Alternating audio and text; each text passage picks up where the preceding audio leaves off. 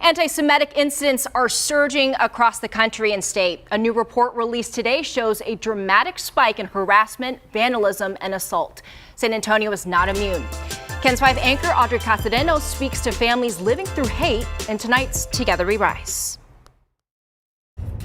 Hate propaganda showing up outside of homes. Anti-Semitism has increased significantly over the last few years, and particularly last year. To an anti-Semitic rally outside a San Antonio shopping center. That, for whatever reason, bothered me so much, like gave me nausea as we were driving by it. To the more violent acts of hate being seen not only across the U.S., but also in Texas. Nationally, we are seeing a dramatic increase, somewhere north of 30%. In Texas, that increase is going to be higher. In the southwest region of the state, which includes San Antonio, anti-Semitic hate has nearly tripled over the last year.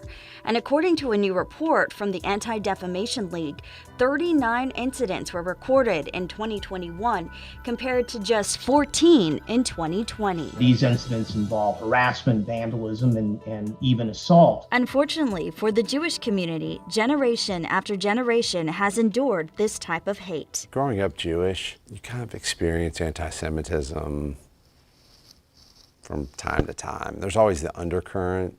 Certainly does seem like the last couple of years it's gotten much more vocal and present. That's really our key. Nami Ikalov with the San Antonio Jewish Federation also tracking the uptick, but says this type of hatred has been targeting Jews for the last 5,000 years. And the Jewish community has always been a scapegoat for people's personal troubles. I don't necessarily think that there are more anti-Semitic people today. I think the difference is that now there's a lot more in-your-face anti-Semitism. Leaving many Jews looking over their shoulders when practicing their faith or even out in the community. It's more sad than anything because you're just worried about your children and your family. And I don't know how many other groups need to think about these things when celebrating their culture. While also hiding in plain sight. We kind of blend in, we blend in a lot easier than other minority groups that have been the subject of hatred and discrimination. Certainly, my black friends,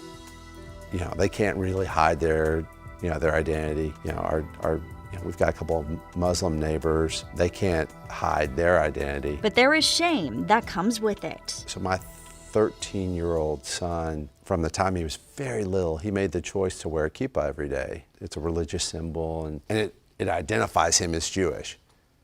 And so my wife and I, we actually sat down with him, and we told him we were really proud of him that he wears a kippah, but that there are going to be times when we ask him to either take it off or to put a baseball cap on over it to hide his Jewish identity. It was a really shameful day for us.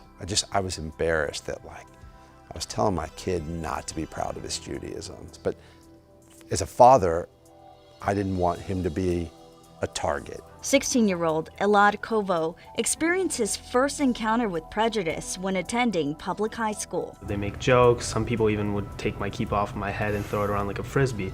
And some kids would even Nazi salute me in the hallways. But those we spoke with agreeing there's only one way to battle this way of thinking. I think if people were just more educated about the horrors that can happen by this baseless hatred, maybe it wouldn't be as prolific as it is now. Education leading to changed hearts so the Jewish community can live a life free of hate and fear. It's important to not be a bystander, to be an upstander.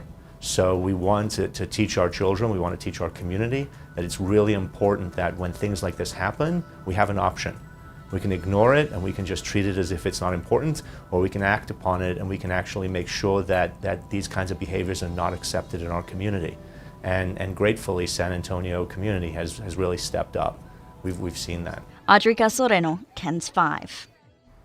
If you experience or see anti-Semitic, hateful, or racist incidents, you're encouraged to report them to police and to the Anti-Defamation League on their website.